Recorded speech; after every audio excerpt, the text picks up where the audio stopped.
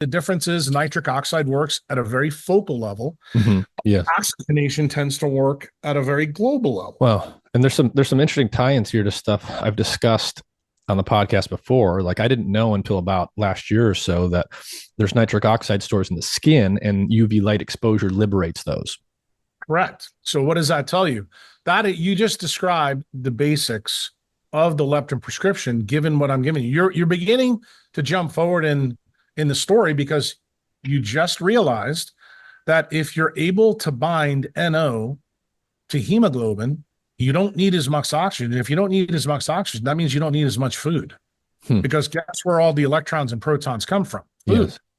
So that's the basics of the leptin prescription. And then you begin to ask other questions, Nick. Say, well, this makes sense why God or evolution put leptin in our sub-Q fat, which makes us radically different than any other primate. Then it starts to make sense. Well, this is the reason why we lost our hair. For the same reason. Why? Because that signal has to get there. But then, because I want to continue on the story that we first started, because I think this is the most important story that you need to get down, because then I think your questions from there are going to get really pointed. So nitric oxide is the paramagnetic switch that flips us from choices in metabolism. So you know what that means? That means that all metabolism happens spontaneously, and Archimedes' lever is the light that turns it on. So then you got to ask yourself a big question. Are we talking about light that comes from our star, or are we talking about light that may come from inside of us? Now, remember I told you the story about Lynn Margolis and her husband, that a G-class star makes more UV light. You may be surprised to know that this UV light story is ties to NO. You just said it in your skin. And you know these parts, but what you don't understand is how it fits in the quantum design of a cell. And what happens when this UV light shows up on Earth, oxygen levels spike further. Things are selected out in our membranes, especially in eukaryotes. That's where DHA from the seas gets incorporated. DHA, meaning fish oil, in the marine food chain is really, really important. Why? Because for us to use it, meaning eukaryotes, it has to be in a specific position. It comes in 3 different positions: SN1, SN2, and SN3. And I'm assuming your audience is smart enough to figure out what that means, but define it a little bit for us, because we don't get into a lot of physical chemistry stuff. Yeah, the glycerol backbone of lipids has, a carbon chain, and the SN1, SN2, and SN3 position are which carbon it's linked to. It turns out for eukaryotes like us, meaning primates, it works, and it's only incorporated into the brain and into the leptin melanocortin pathway when it's in the SN2 position. So that's the reason why people need to eat fish and not take fish oil, because fish oil tends to be in SN1 and SN3. We need the fish to do the job for us. So that's the other reason you don't want to use algal fish oil as well. And what's the quantum reason that this is important? It turns out the SN2 position is very planar. It looks just like a copper wire. It has pi electrons on the top and bottom, which means that it works really well. So you need to know, where is the most common place? What's the place with the highest density of SN2 DHA in the human body? It's in the central retinal pathways that connects your retina to that leptin receptor that Nick's been wanting to chomp at and get to. So you're saying, yeah, so basically one way of saying some of what you just said is that we talk about fish oil, we talk about omega-3 fatty acids, we talk about DHA, and from a biochemical perspective, you might say, well, the DHA that's in my fish oil is the same that's in the fish I could have eaten, but it's not. There's a physical difference in some of the structure.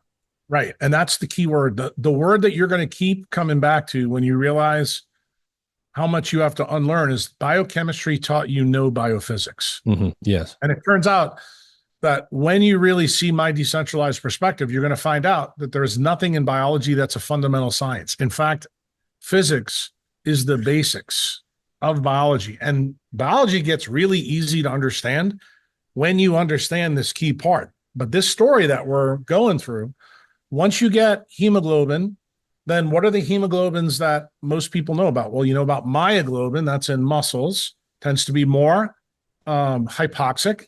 Why? Because you have lactate biology going on in those cells. And then you have something called methemoglobin. Methemoglobin, I don't think they learn too much about it in PhD biochemistry, because I don't think they understand too much about it, but doctors do. And the reason why is because sometimes we have to treat people that have this type of hemoglobinopathy. And what does it do?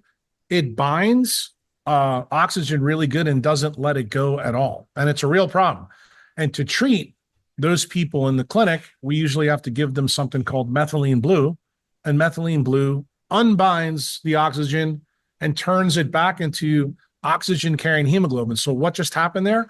You just learned something about methylene blue. What does it really do? It changes the oxidation state of iron from +3 to +2. Okay. That's effectively what happens. So then hemoglobin becomes able to deliver the oxygen to the tissues who need it.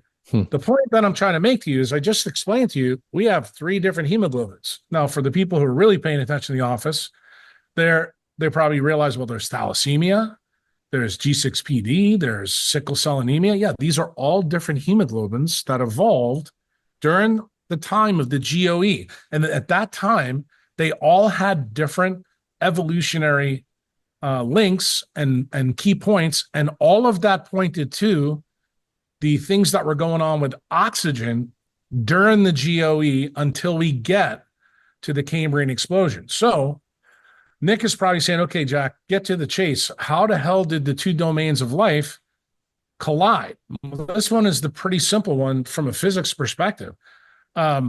Because oxygen is being pumped in, and now the sun is hitting ozone up in the sky and creating O2 and the oxygen radical, it creates a huge electrical resistance in the atmosphere. That huge electrical resistance is actually what joins the 2 domains of life. And does physics work this out in different places? Yeah, not so much in biology, but they do it in physical chemistry class. And the thing I was always amazed that Lynn Margulis never put this together. When you consider who she was married to, obviously I was not privy to those conversations, but also Nick Lane is a really smart guy. And he, like you, is an evolutionary biologist.